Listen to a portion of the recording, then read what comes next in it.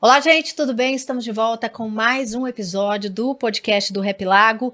Vamos mais uma vez juntos discutir infância, adolescência e os principais desafios, que nós, família, rede de apoio e sociedade, enfrentamos nessa tarefa de educar os nossos filhos para o mundo. O Rap Lago tem como essência o cuidar e não só das pessoas, mas também das relações, que se constroem nesse dia a dia, também no meio ambiente em que vivemos, no contato com a natureza e também com o outro. Hoje a gente vai falar sobre a importância de algumas experiências pedagógicas que acontecem fora da sala de aula. De que maneira essas oficinas práticas e os chamados estudos do meio, aposto que você já ouviu essa expressão, como é que eles podem enriquecer o processo de aprendizagem, Por que essas experiências têm sido cada vez mais buscadas e incorporadas ao dia a dia nas escolas, E de que forma crianças e adolescentes, jovens, tiram dessa experiência.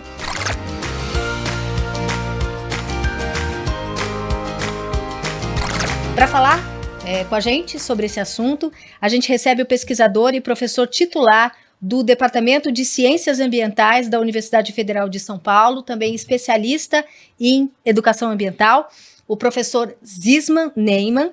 Com a gente também a doutora em Psicologia Escolar e do Desenvolvimento Humano pelo Instituto de Psicologia da USP e diretora do Ensino Fundamental da Avenues, a escola aqui em São Paulo, a Daniela Panucci. Sejam muito bem-vindos, é um prazer ter vocês aqui.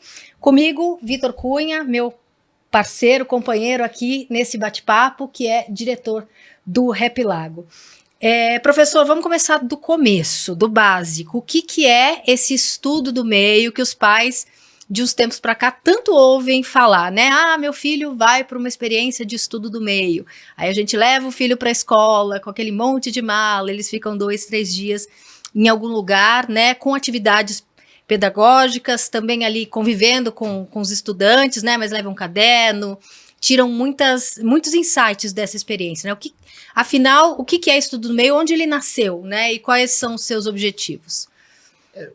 Bom, antes de mais nada, é um prazer estar aqui, muito obrigado pelo convite.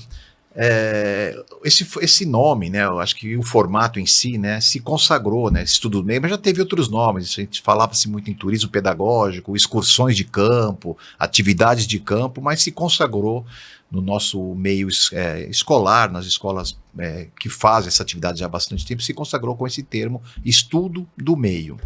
E essa palavra, acho que tem muito a ver na época em que a temática ambiental ou do meio ambiente também entrou em voga no debate da sociedade, lá pelos anos, final dos 80, começo dos 90, quando no Brasil aconteceu a Rio 92 e meio ambiente entrou na pauta dos debates da sociedade civil, e claro, a escola está dentro desse contexto, começou a se debater. Então, estudo do meio, num certo momento, era levar os estudantes, para conhecer o meio em que eles viviam. Então, fazer estudos no meio virou estudo do meio, muito ligado ao conceito de meio ambiente. Mas isso foi só no começo, a forma de fazer estudos do meio foi amadurecendo, as escolas foram fazendo outras opções, acho que a gente vai poder contar muitos exemplos aqui, e que esse meio ambiente deixou de ter só o caráter natureza, como no começo tinha, e de fato ainda tem em algumas percepções, mesmo em algumas escolas, de que estudo do meio se faz em espaços de natureza. A gente conseguiu, ao longo do amadurecimento, do debate sobre isso, tratar estudos do meio como um meio que inclui o social, o político às vezes, o econômico, em contextos o mais complexo possível para enriquecer a experiência do que se faz em sala de aula, a experiência escolar dos estudantes. Então, quando se fala hoje em estudo do meio, a gente está muito preocupado em levar os nossos estudantes e estudantes para visitar locais onde o repertório de temas seja o mais rico possível para que aquela experiência possa ser bastante intensa e os conteúdos, sejam conceituais, valorativos ou atitudinais, possam ser trabalhados no segundo momento em sala de aula ou vice-versa. Há uma tradição também de escolas que trabalham esses conteúdos e depois vão a campo para complementar, para ilustrar, enfim. Os dois formatos são possíveis, tanto para inspirar como para complementar o trabalho que é feito em sala de aula. Alguma coisa do tipo, vamos tirar você da sala de aula para você ver com seus próprios olhos. A realidade que existe no seu mundo, é mais ou menos isso. E não mais só de meio ambiente hoje em dia, então, né? Não, por isso eu quis falar sobre isso logo no começo, porque quando a gente fala em estudo do meio, fica parecendo, né, para quem não é muito escolado no termo, que nós vamos só visitar natureza, porque há uma comparação de meio ambiente com natureza, meio ambiente com natureza, já bastante superado no debate de quem faz educação ambiental, principalmente, mas que para o leigo em geral, ainda fica para os pais também, acho que tem essa leitura muitas vezes, né, de que fazer estudo do meio é fazer uma visita à natureza e só isso, né? Uhum. E a natureza humana é muito mais complexa do que só a natureza como nós a concebemos. Né? Uhum. Daniela, do ponto de vista pedagógico e de vivência, né, como é que vocês lá na Avenues enxergam essa experiência, né, essa oportunidade de levar o estudante para esse meio que não é só o ambiente, como o professor Zisman explicou para a gente? Olha, a gente valoriza muito, Rita. Também agradeço estar aqui, a oportunidade de compartilhar um pouco do trabalho que a gente está fazendo lá na Avenues. E acho que pegando um gancho de uma coisa que você falou na introdução, quando a gente fala que a gente cria os filhos para o mundo, ou educa, né, os nossos alunos para o mundo, a gente quer entender que a escola tem que ser uma representação desse mundo, né? E o mundo é maior do que a escola. Então, a gente acredita que oferecer oportunidades para que eles possam experimentar esse ambiente para além da sala de aula faz com que essa experiência fique cada vez mais completa e complexa também. E acho que a natureza é inegável a importância, a gente vê ainda mais agora, acho que é uma coisa que a gente vai poder conversar um pouco, que tem já, né, até pesquisas que falam sobre o déficit de natureza, e não é só a natureza, tipo, pé na terra, é tudo que a natureza traz, né, são os ciclos da natureza, são os ritmos, são experiências que eles não conseguem ter dentro da escola e dentro da sala de aula, tanto de trocas, interações entre eles, e também em outros espaços que não são só o meio natural, né, como o professor Zisman falou, acho que tem a questão de o conhecimento histórico, então, o estudo do meio pode ser um museu, o estudo do meio pode ser uma visita no bairro, e pode ser também uma vivência de alguns dias num espaço diferente, num espaço natural, ou até numa cidade, né? Então, tem uma teoria que a gente trabalha, que a gente gosta bastante, que é a aprendizagem baseada no lugar, né? Que tem a ver também com a nossa metodologia, que é a aprendizagem baseada em projetos. E a aprendizagem baseada no lugar é olhar tudo o que acontece ali. Não só o que a gente vai visitar, mas quais são as relações que se estabelecem, como que a economia daquele lugar se dá, que origens aquele lugar traz. Então, isso também é muito importante. A gente quer dar essa experiência completa para os nossos alunos. Vitor, como é que vocês fazem? Vocês recebem alguns colégios lá no Rap Lago para propostas como essa, né? O que você já viu acontecer lá, né? Porque cada escola, eu acho que vem com uma demanda para vocês, né? A gente quer mostrar isso, a gente quer focar naquilo. O que vocês observam? Bom, na verdade, assim, basicamente o ano todo a gente recebe escolas, né? E cada uma com o seu conceito, né? Com a sua pegada, mas geralmente o que acontece é a escola tem um conteúdo programático, né? Ele chega pra gente e a gente transforma isso em uma atividade, um jogo lúdico, né? E através disso as crianças têm um aprendizado na prática, em meio ao ambiente, né? Um contexto diferente, para depois a escola poder aplicar isso em sala de aula. Acho que isso é um dos casos, né? No caso, por exemplo, da Avenues, a gente faz de uma maneira diferente. A gente estimula, né, no início, para que eles possam depois ter uma continuidade e explorar mais esse assunto em teoria em sala de aula. Então o começo acontece ali, né? Depois os frutos vão ser colhidos na escola. Exato, exato. E aí os programas são diversos, assim, existem muitas coisas customizadas de acordo com o momento da escola, porque tem escola que trata por tema, por projeto, tem escola que já vem com assuntos programados, tudo de acordo com a BNCC, claro, mas varia, assim, de um simples jogo até, sei lá, uma visita rural a uma fazenda vizinha, onde as crianças fazem entrevistas com boia fria, entendeu? Então, assim, para elas vivenciarem mesmo, né, a gente brinca que eles saem de lá entendendo que o frango que vem no isopor, na verdade, não é um frango, né? Não é feito na indústria. É o filé de frango, né? Então, mas sim, são experiências diversas que a gente proporciona e sempre muito embasado pedagogicamente e em parceria com a escola, né? Então, é uma parceria muito forte e, assim, o sucesso disso é baseado em quanto cada um está disposto a fazer o negócio acontecer.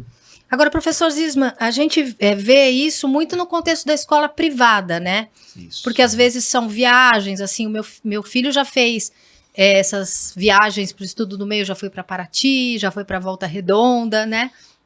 A gente vê ali que às vezes a proposta é de história, às vezes a proposta é de biologia, né? Mas os alunos das escolas públicas, eles têm essa oportunidade também de fazer essa vivência mais próxima, ou isso acaba sendo um privilégio dos estudantes das escolas privadas? Olha, sendo bem sincero, há muita limitação mesmo de recursos que a escola pública oferece para que a gente faça os mesmos tipos de estudos do meio que é possível, né, na escola privada. Eu tenho acompanhado isso há bastante tempo, né, pesquisei durante muito tempo isso, fiz meu doutorado com esse tipo de atividades, né, e normalmente são realizadas por escolas particulares, né, na iniciativa privada. Por quê? Porque envolvem custos e nem sempre, né, os estudantes, infelizmente, do ensino público têm esses recursos para fazer grandes deslocamentos e todas as despesas que essas atividades costumam ter, né. Mas isso não impede que a escola pública ofereça estudos do meio. Acho que você também já adiantou isso, né? Qualquer saída da escola é um estudo do meio. Nossos estudantes, por exemplo, tem muitos que estão com 16 anos, estão aí no finalzinho do ensino médio e nunca pegaram uma linha de metrô, por exemplo. Pegar o metrô de uma estação para outra, ver como é que funciona esse fluxo, fazer uma atividade no metrô que custa R$4 e pouco, 40 5. 5 agora, desculpa. eu não sei mais, sabe por quê? Porque agora eu tenho o passe livre, então tá ótimo. Entendi. Até pouco tempo atrás eu sabia exatamente, mas enfim, um preço bastante acessível, né? Isso também é um estudo do meio. E ver todas as interações possíveis que um transporte público numa cidade como a nossa oferece, deixa de oferecer, como é que é a dinâmica das pessoas que entram e saem nas diversas estações, isso, por exemplo, pode ser uma atividade muito interessante que pode ser realizada no ensino fundamental, médio, da escola pública. Só para dar um exemplo bem concreto e prático, mas não só esse, claro, né? Atividades próximas da escola, uma praça que existe fora do próprio bairro onde está inserido o território onde está a escola, é rico em possibilidades, né? Há um pedagogo já do século passado, o Freinet, que a história dele é uma história bastante interessante, é uma metodologia, inclusive, que saiu do Freinet. Ele era um professor que teve um problema de garganta. Ele era um professor que gostava muito, dava muitas aulas, teve um problema de garganta, não podia dar muitas horas de aula. E aí ele precisava continuar com a sua atividade profissional e para tentar inserir, né, as possibilidades físicas que ele tinha com a continuidade da profissão dele, que era professor, ele resolveu levar os estudantes dele para conhecer o sapateiro do bairro, passava uma tarde com o sapateiro, levava para o padeiro e passava uma tarde com o padeiro. E criou uma pedagogia que era para ver as profissões das pessoas que moram no bairro onde estão os estudantes que ele trabalhava. Então isso, lá atrás, podemos considerar um estudo do meio e tornou uma metodologia. Quer dizer, a criança aprendendo, naquele momento chamava-se de ofícios, aprendendo ofícios não com o professor, mas com os próprios, né, profissionais que desenvolviam aqueles ofícios. Isso já no século passado. Então, é uma metodologia que pode ser, por exemplo, implementada na escola pública atualmente, né? Você vai conhecer os profissionais que estão no bairro da escola. Ainda mais com a possibilidade do ensino integral, né, que também é uma meta a ser buscada aí pelo ensino público.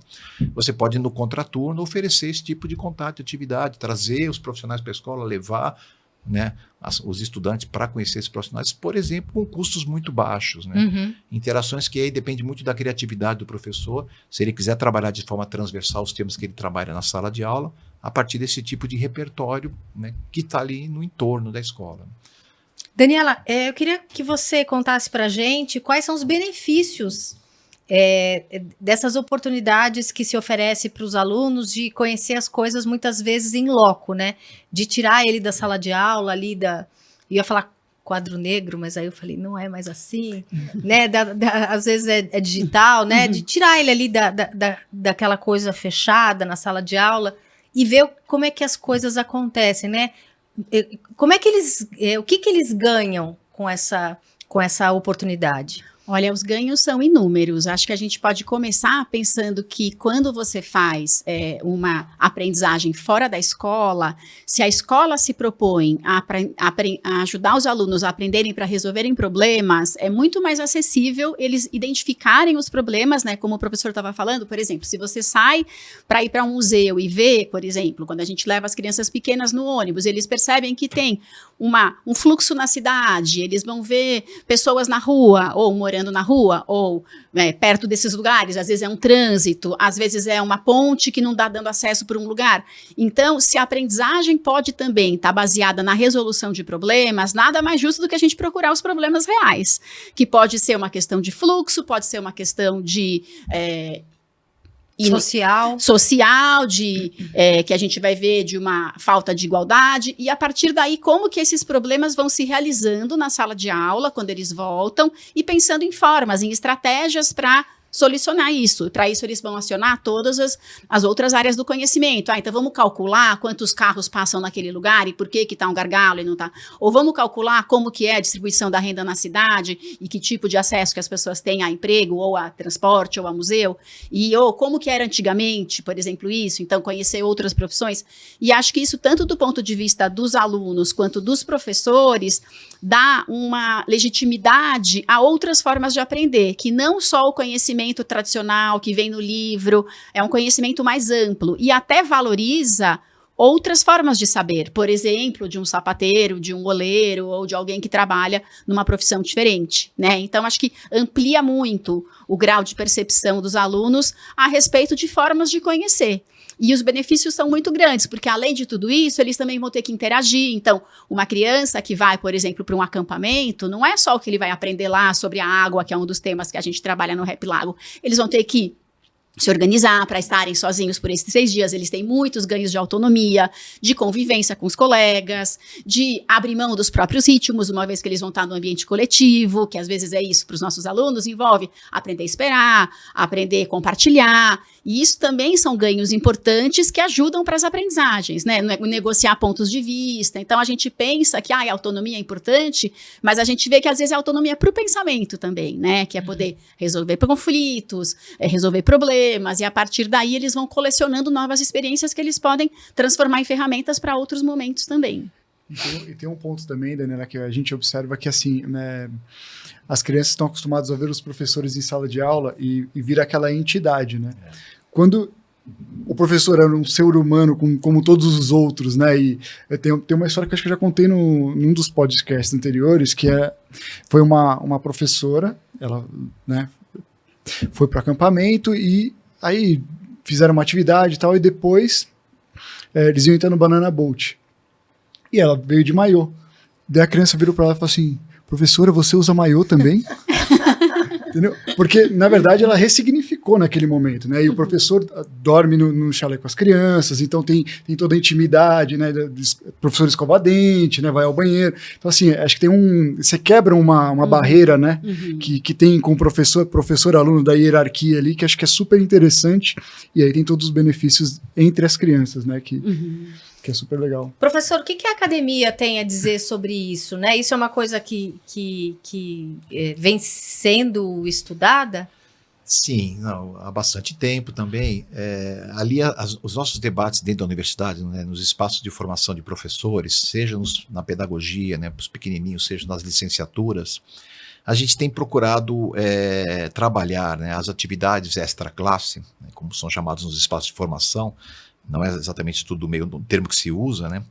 No sentido de que para que nós estamos fazendo. Então, tentar, de alguma forma, debater a prática em si do ponto de vista pedagógico, né? Porque o que nos interessa quando estamos formando professores para atuar basicamente na rede pública, são muitos os que saem da universidade, porque eu atuo numa universidade pública e vão atuar na rede pública de educação, a gente tem muito a preocupação de que tipo de cidadão nós estamos formando para o mundo. Então, o debate, né, de formação de cidadania, né, de certas pedagogias que formam um cidadão crítico, que tenha compreensão complexa da realidade, enfim, que consiga trabalhar mais do que conteúdos conceituais, né, quer dizer, valores e atitudes com relação ao outro, e o outro pode ser natureza, pode ser o outro ser humano, ou outro qualquer, né, até a infraestrutura da cidade é o outro, né, mas de maneira cidadã. Então, se trabalhar questões como os debates de preconceito, sejam quaisquer que sejam, né, racismo, de gênero, enfim, isso tudo são temas importantes que a atividade extraclasse ajuda a contextualizar e colocar na realidade, dar um choque de realidade, né, no sangue dos estudantes, para que eles entendam que eles precisam repensar a forma com que eles tratam as questões do mundo, né. Então, a formação de professores na universidade tem debatido, né, o porquê dessas atividades, mas não no sentido de como que elas podem complementar o conteúdo ou como que elas são ricas do ponto de vista de vivências em si.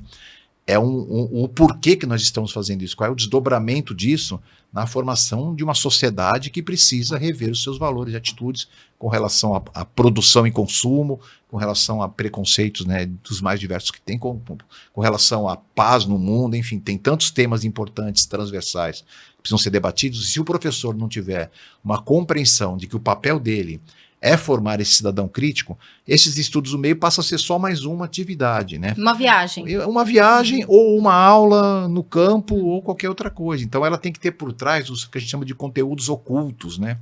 Que é muito mais cutucar, né, aquela criança, aquele jovem, para que saia dali, né, tudo que ele tem de preconceitos com o mundo, para que ele possa ser retrabalhado no contato com tudo que está em volta dele, com a realidade, com os colegas que estão compartilhando aquela experiência. E é uma coisa que em sala de aula ali, só no gogó, não tem o mesmo efeito. Não, e mesmo na atividade de estudo do meio pode não ter, né?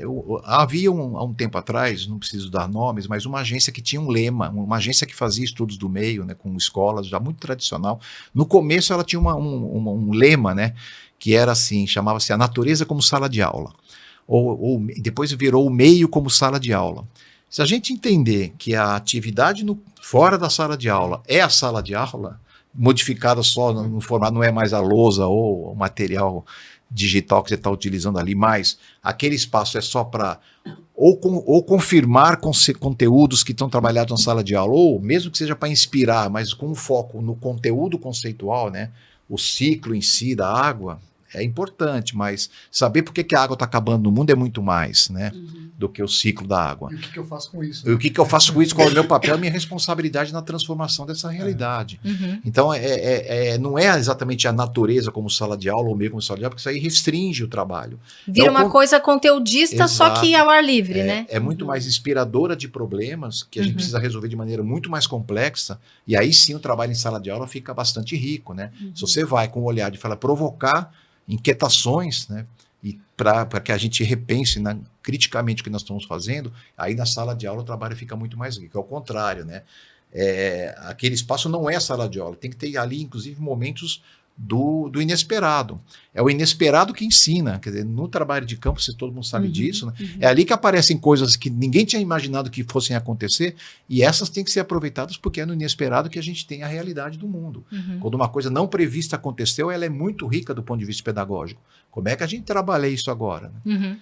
Como é que a gente trabalha quando o aluno fala que a professora você usa maiô, é um inesperado? E como é que você trabalha essa questão nova que apareceu, né, quando a criança está desconstruindo a imagem do professor, da professora, né? Daniela, como é que você vê essa questão? Você já falou na tua resposta anterior muito dessas questões socioemocionais que aparecem nessas oportunidades. São questões também muito importantes hoje em dia e que se discute muito, né? Essa capacidade da criança tem de resolver problemas que, né, não estavam ali previstos, a saber lidar com o outro, a ter resiliência, né? Como é que você vê essas questões também de ser mais crítico? Como é que vocês colocam isso na escola? Olha, a gente acredita que, principalmente pela abordagem de projetos, que é a que a gente usa na escola, mas voltando para essa questão da resolução de problemas, né, é o que a gente chama de conhecimento mais duradouro. Então, uma aprendizagem que vai além, né, do previsto ou do conteúdo, né, então que vai fazer uma transformação mesmo na percepção do mundo, na responsabilidade, na postura, né,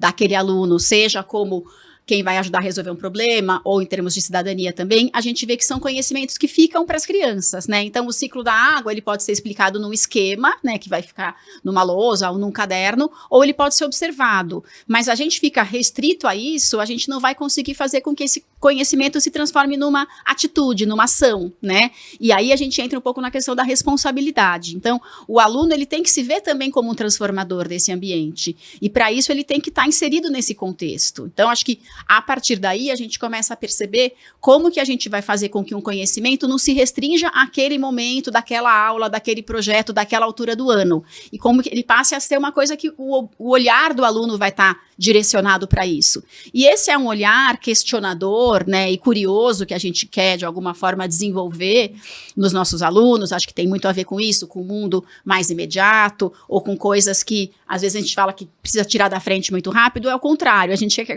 que as coisas fiquem na nossa frente, que eles desenvolvam essa ideia de que eles podem questionar até coisas que não são sendo questionadas pelo aquele projeto, por aquela atividade específica, mas que podem chamar a atenção deles, eles podem ter uma opinião a respeito e até uma atitude, uma ação, né? Então, por exemplo, a questão da água é uma questão urgente e que daí a gente também tem que pensar em evidências, né, que fazem com que a gente possa ir para além do que está escrito nos livros. E a aprendizagem fora da sala de aula, ela traz isso de uma forma muito frequente, né? Então, a gente está vendo como que está o céu da cidade nos últimos meses e, independentemente desse o conteúdo preparado para aquele semestre, para aquela turma, todo mundo tem que pensar nisso, né? E como que a gente vai trazer isso para os diferentes momentos, seja de uma série inicial ou de uns anos finais, por exemplo, no infantil e no fundamental onde eu trabalho, porque isso pode chegar por várias formas, né? Então, acho que essa coisa de transformar o conhecimento uma informação no conhecimento duradouro, isso é super importante também.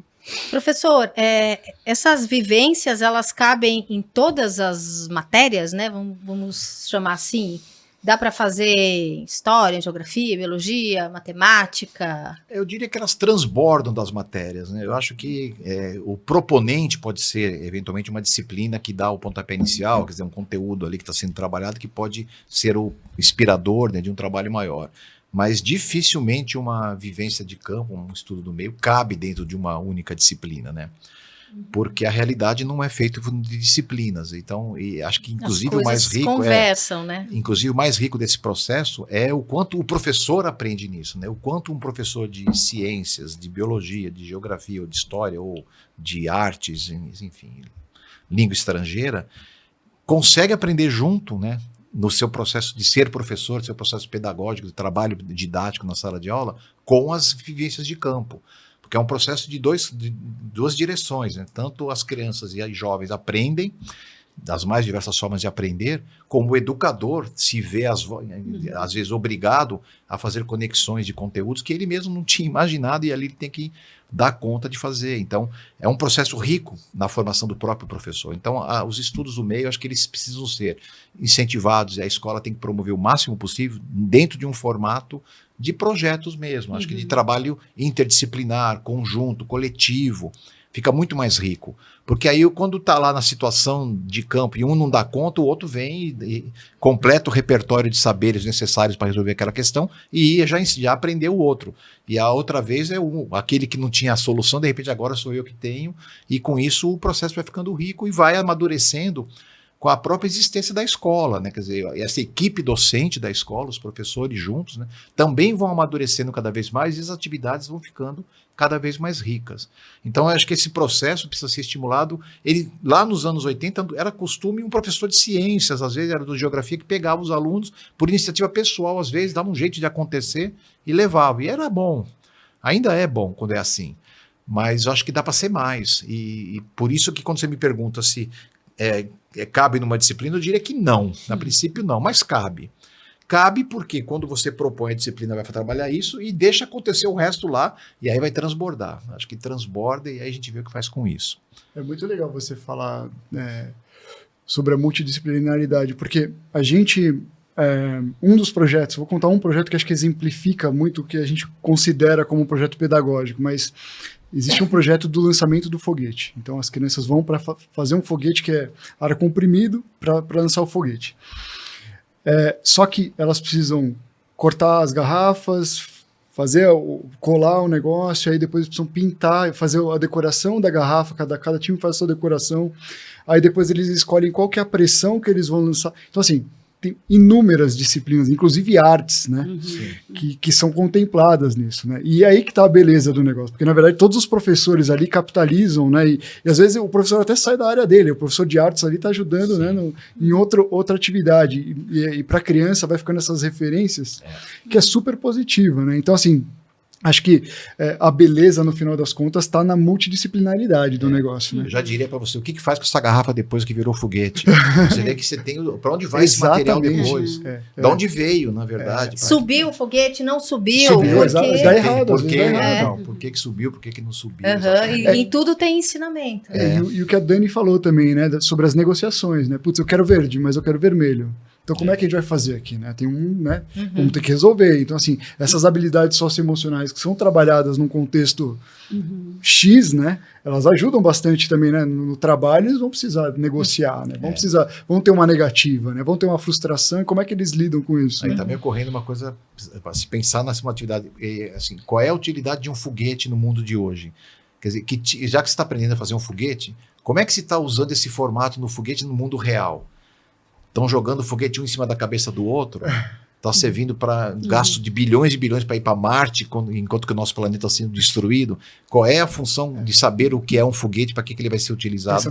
Além da física que está por trás daquilo tudo, que é bacana, é um conteúdo, mas olha quantos desdobramentos pode sair da experiência do foguete que está ali, né? Ô, Daniela, os pais veem valor nesse tipo de atividade ou ainda tem aquela coisa, vai perder 3 dias de aula? Olha, não? Assim, acho que cada vez mais, né? Mesmo porque o que a gente propõe para as famílias é justamente essa questão de que, de novo, a questão, né, multidisciplinar ou interdisciplinar. Acho que a gente tem mostrado para as famílias que essa divisão, essa compartimentação do conhecimento é feita só na escola, né? Na vida as coisas não são assim, né? Então, acho que a gente consegue mostrar para as famílias o quanto isso é importante. Ainda assim, a gente tem desafios, porque a gente tem famílias que às vezes tem uma incompreensão da educação que é mais tradicional, que ainda pensam desse jeito, ou que também tem essa questão da superproteção. Mas será que ele não vai ficar triste? Vai ter que passar por essas coisas, tal. Mas eu acho que assim, a gente está sempre mostrando para as famílias os benefícios, que é justamente quanto eles voltam diferentes. E que isso tem que ser mantido, né? Não basta ir uma vez por ano ou 2 vezes por ano, dependendo do projeto, e que isso vai ser contínuo no aluno. A gente tem que estar sempre realimentando, né, essa postura curiosa, questionadora, e conforme a gente vai direcionando também a atenção dos pais para que eles identifiquem que isso aparece não só na escola, né? Enfim, por que a lua me segue quando eu estou andando, né? Por que as coisas passam rápido quando eu estou dentro do carro? Que as perguntas que as crianças fazem, elas têm que ser alimentadas pelos adultos, né? Tem muitas pesquisas que indicam que uma criança de 5 anos faz, sei lá, uma média de 60 perguntas por dia e uma de 10 faz 8. Né? O que aconteceu nesse período? Eles ficaram sem muitas respostas. E isso faz com que a gente também mobilize as famílias, não só para valorizar e gostar quando a gente propõe, mas também aproveitar o cotidiano deles como possíveis estudos do meio, né? Isso pode acontecer no final de semana, pode acontecer subindo de elevador. Então, acho que o perfil do aluno curioso, ele está sendo sempre fomentado, seja pela escola e seja pela família. Que desespero eles fazerem essa pergunta quando não tem um professor por perto, né? Mas vocês podem descobrir juntos. Professor, você falou da formação, disso já está na academia, né? Isso é feito, então, o senhor falou, nesse momento da formação do professor na licenciatura. Porque assim, é muito delicada a formação de professores, é um processo complexo, porque olha quantas coisas a gente vai ter que lidar no mundo real da sala de aula, né? Quando a criança chega, ela chega com valores de família, né? Quando você perguntou da dificuldade da família compreender, a família, ao compreender ou não compreender uma coisa ou outra, qualquer que seja a atividade pedagógica em si, seja qualquer coisa da realidade que vai ser trabalhada lá, você traz problemas para o debate na sala de aula. Quer dizer, quantos preconceitos ou quantas visões de mundo diferentes, né, para não dizer preconceito, existem quando você junta um monte de crianças com um monte de pais, um monte de avós, um monte de tudo, né? Todo mundo querendo palpitar a partir da própria exatamente, visão. Não só né? palpitar, mas como expectativa de formação. Meu filho vai ter que ser aqui. Se a escola está puxando ele para cá para visitar coisas que eu não quero que ele veja, você tem um problema ali. Então, formar um professor é fazê-lo entender que ele tem uma responsabilidade de educar de uma forma não de ruptura, né, com esses valores que vêm da família, mas uma forma de integração com esses valores, mas para ir além. Ele não pode se contentar com esses valores que a criança traz ou o jovem traz da família, do bairro, né? Enfim, da classe social a qual ele pertence. Ele né? mostra que um pensamento diferente daquele Precisa mostrar. existe e é possível. Isso, e principalmente na questão social, né? O quanto que nós temos de diferenças sociais que têm que ser vencidas, das diversas classes economicamente mais empoderadas, menos empoderadas, mais esclarecidas, menos esclarecidas, mais progressistas, mais conservadoras, enfim, tem de tudo, né? E quando você traz isso, você é acusado de comunista, Pois né? Ou outras coisas, ou o contrário, às vezes, ou muito conservador, quando você Uhum. tem uma expectativa, né, de ser de ruptura, né? Uhum. Então o professor tem que estar dando conta disso tudo. Então, ao formar o professor, um processo aí de educação, né, no ensino superior, você tem que prepará-lo para estar pronto para esse desafio, né? Então você tem que fazer com ele o que a gente quer que ele faça com o jovem. Então, nós, professores de ensino superior, temos que tratar as questões com os nossos jovens em formação a serem professores, como se eles fossem as crianças e jovens, para, nesse processo de formação, eles entenderem o que está acontecendo com eles, para eles poderem ter repertório para trabalhar lá na frente com os É jovens. super complexo, né? É complexo. Ser professor não é uma coisa muito simples. E assim, às vezes leva anos para você entender, cair a ficha do qual é a sua responsabilidade nesse processo. É uma profissão que deveria, inclusive, ser melhor valorizada, porque ela que forma a sociedade como um todo. Não, ela né? forma todas as outras profissões, né? Exatamente. Todo médico, advogado, Exato. engenheiro passou pela Imagina, sala de aula. Com muita dificuldade, porque o professor trabalha sem esse reconhecimento social, às vezes sem recursos, sem condições. As escolas nem sempre oferecem essa liberdade para ele poder trabalhar. Enfim, tudo isso ele tem que aprender a lidar. E é lá na universidade que a gente está formando esses professores. Né? Uhum. Ô, Daniela, como é que vocês fazem as escolhas de qual atividade fora da sala de aula vocês vão escolher para esses alunos de cada faixa etária, de cada série? Como é que é feito esse pensamento, esse debate? Olha, varia bastante, mas a gente tem alguns princípios que norteiam, né? A primeira coisa é que a gente quer, independentemente de sair ou não da escola, desde que as crianças são pequenininhas, como eu vinha falando, alimentar esse espírito perguntador, né? Uhum. Então, isso vai estar sempre dentro de todas as interações que a gente faz com as crianças e que a gente incentiva também as famílias a fazerem com as crianças. A partir daí, a gente tem também algumas coisas que a gente tem que observar, né? Como o Vitor falou, a gente observa a BNCC, a Avenues tem uma vantagem, acho que quando o professor fala de tudo que um professor tem que equacionar na sala de aula, é que a gente tem muita liberdade, porque a gente tem um currículo que possibilita que isso aconteça, né? Então, o nosso currículo, ele tem as expectativas de aprendizagem para cada série e elas podem ser trabalhadas de acordo com os projetos que vão nascendo ali. Então, até as crianças de primeiro, segundo ano, a gente tem os projetos emergentes, que são projetos que nascem da curiosidade das crianças e que daí abordam aqueles temas já previamente selecionados que têm que ser trabalhados.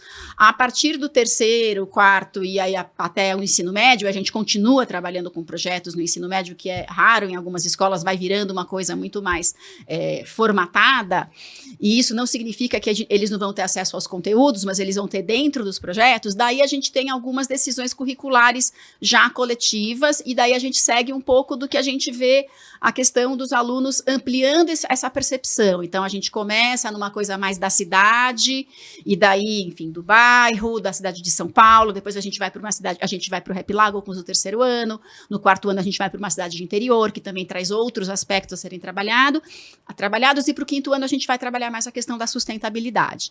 Então, a partir daí a gente vai direcionando, mas isso também não impede que a gente faça muitas coisas dentro da cidade, né? Então, em museus, em outros espaços, a gente já chegou aí, sei lá, a espaços, né, das próprias famílias, então, escritórios de arquitetura, estação de tratamento de esgoto. Então, a gente tem, além das viagens mais longas, outras que acompanham essas pesquisas, essas investigações, para trazer esse diálogo, né, entre como que eu me coloco nesse espaço como uma pessoa que vai ajudar a resolver problemas. Uhum. E isso direciona bastante, né, do nosso foco. Uhum.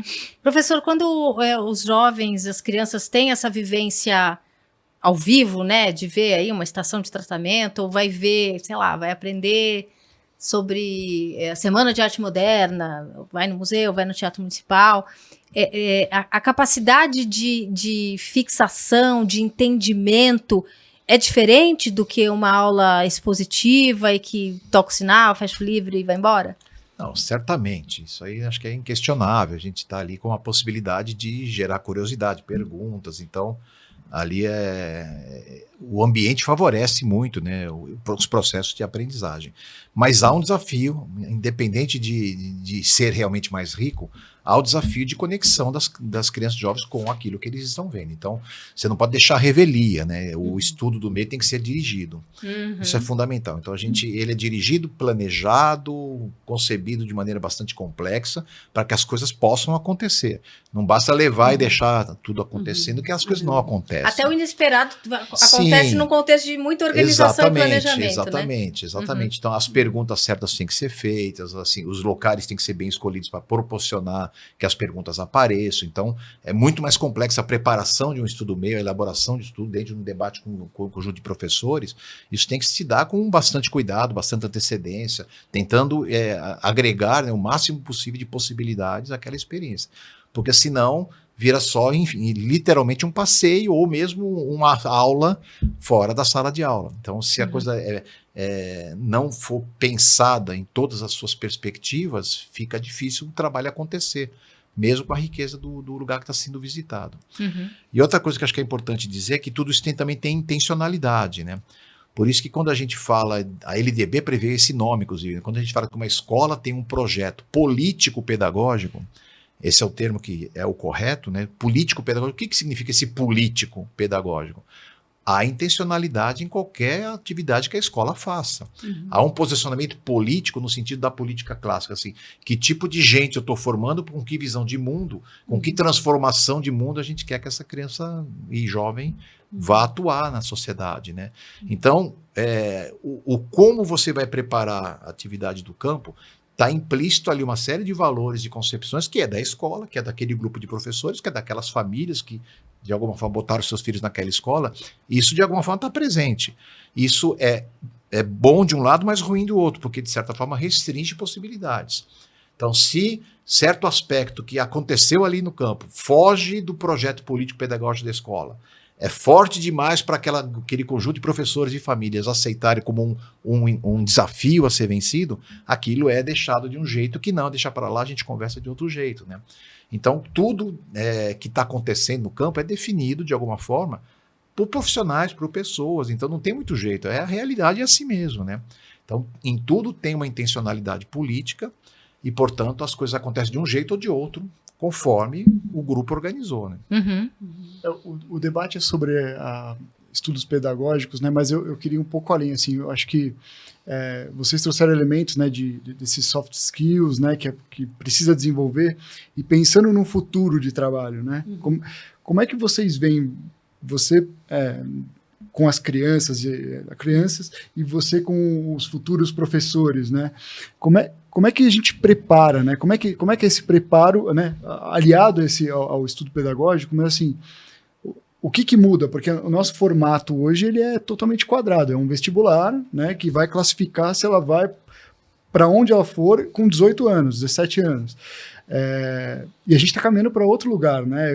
Com inteligência artificial, né? Que você precisa entender aonde você quer ir para você fazer a pergunta certa, né? Então, como é que vocês veem isso, assim, o desafio? Porque a gente está num ponto de inflexão aqui agora, né? De mudança de rota. Eu acho que tem uma coisa que a escola também não pode se furtar, né, da responsabilidade de alguma forma trazer, né, atualizar para os estudantes o conhecimento já acumulado pela humanidade, né? Acho que a escola ela tem essa responsabilidade, assim. Já fizeram alguns caminhos e a gente precisa saber. Então, acho que até quando a gente pensa do ponto de vista de posicionamentos ou de projeto político-pedagógico, a gente também não pode se isentar de uma responsabilidade. A ciência diz isso, pontos de vista à parte, tem coisas que são inegáveis, né? Quando a gente fala sobre coisas que às vezes as pessoas não acreditam, né? A gente volta para a história e a gente pensa, como que era na Grécia Antiga? Todo mundo acreditava na mesma coisa? O que estava no centro? É verdade, era a Terra, depois descobriram que era o Sol. Então, onde que a gente está se colocando nos nossos tempos atuais? Será que a gente está achando de novo que a gente está no centro e que o mundo gira em torno da gente? Né? Então, a partir daí, acho que a escola tem essa responsabilidade. Mas, com certeza, a gente tem que ir além disso, né? Então, quando a gente chegou, né, aqui em São Paulo, uma proposta diferente, inovadora? Essa era uma pergunta que ainda aparece em muitas famílias que visitam. Ah, tá, mas vocês estão fazendo isso, vocês trabalham por projetos, mas e na hora do vamos ver, que aqui eles foram prestar vestibular, né? E o que a gente vê agora, a escola tem só 6 anos, né? Mas a gente vê alguns já se formando, indo para a vida e entrando nas faculdades que escolheram, é que a gente está pensando num projeto que vai para além da faculdade, né? Que é um projeto para a vida. Então, você tem que ser um aluno, claro, você tem que passar no vestibular, mas tão importante, aí a gente volta para a questão do autoconhecimento, que é uma coisa que acontece muito também quando a gente sai da sala de aula, porque você está no espaço da sala de aula, é um espaço mais homogêneo, todo mundo está ali, enfim. Na nossa escola não, mas na maioria das escolas todo mundo sentado nas suas cadeirinhas, um na frente do outro, né? A gente tem vários formatos em que as salas de aula acontecem, né? O Vitor já esteve lá, já viu. Convido todo mundo que quiser conhecer, mas acho que a ideia é que você também saia um pouco, descentralize um pouco, né, a pessoa do aluno como, né, um produtor de conhecimento. E a partir desse momento, você vai escolher o que você quer aprender e a gente vai te ensinar a aprender, né? Então, como que eu aprendo? O que funciona melhor para mim? Ah, eu vou prestar uma medicina, eu tenho que direcionar o meu caminho para um lado, eu vou prestar pedagogia para outro. Eu quero estudar fora do Brasil, eu tenho que tanto aprender as matérias como aprender a me cuidar sozinho. Não vou ter ninguém para falar, larga o celular e pega o livro, ou como que você vai fazer o seu jantar hoje, ó, esqueci de passar uma roupa e não tenho roupa para ir para a aula. Então, a gente está mostrando, né, para as famílias ao longo desses anos que é importante, sim, eles saberem que vai ter hora que vai ter que sentar e estudar, porque se a meta é prestar vestibular, é isso, mas que tem outras coisas envolvidas. E o que a gente nota é que eles vão construindo esse percurso para além do vestibular, né? Porque o que a gente vê é que um conhecimento muitas vezes ele é descartável, né? Quase sempre o que você aprende para passar no vestibular você não vai usar raramente na sua vida. Mas outros conhecimentos, por exemplo, quando você viaja para algum lugar, quando você faz uma experiência mais vivencial, isso você leva com você leva uma forma de negociar, você vai morar com outras pessoas, quando você vai abrir mão de uma ideia, quando você vai pedir para que a gente se organize para montar o nosso espaço de uma forma saudável para todos, quando você vai apagar a luz porque o outro quer dormir e usar só uma lanterninha. Então, todas essas coisas também são importantes, mas eu acho que é sempre uma negociação. Tem famílias que ainda questionam se é isso mesmo que a gente tem que fazer, mas a gente tem mostrado que sim. Dizem que as pessoas são contratadas pela faculdade que elas se formam e demitidas pela falta de habilidade socioemocional, né? Sim. Então, estudou ali em faculdades maravilhosas, né? Foi contratado por um cargo de gestão e chega ali na hora do vamos ver, não consegue negociar, não consegue gerir equipe, né? Não consegue abrir mão de uma ideia. Ou se organizar para o trabalho, né? Porque às vezes é uma coisa que estava tudo sendo tão feito por você, né, por outras pessoas, que você próprio não tinha essa possibilidade. Então, o quanto também, né, aprender a gerenciar tempo, aprender a administrar tarefas, aprender a priorizar coisas que são mais importantes ou menos importantes, também faz parte dessa formação, né? Bom, gente, eu queria agradecer muitíssimo a presença aqui de vocês. A gente recebeu o pesquisador e professor titular do Departamento de Ciências Ambientais da Universidade Federal de São Paulo, a Unifesp, também especialista em Educação Ambiental, professor Zisman Neyman, e a doutora em Psicologia Escolar e do Desenvolvimento Humano pelo Instituto de Psicologia da USP e diretora do Ensino Fundamental da Evnus São Paulo, Daniela Panucci. Foi um prazer ter vocês aqui. Muito obrigada pelo bate-papo. Agradecer também Vitor Cunha, o meu parceiro aqui nessa conversa. E um agradecimento especial a você que esteve aí do outro lado acompanhando essa discussão, participando desse bate-papo. Ative o sininho para acompanhar os próximos conteúdos que a gente está produzindo para você aqui no podcast do Rap Lago. Obrigada pela companhia. Até a próxima.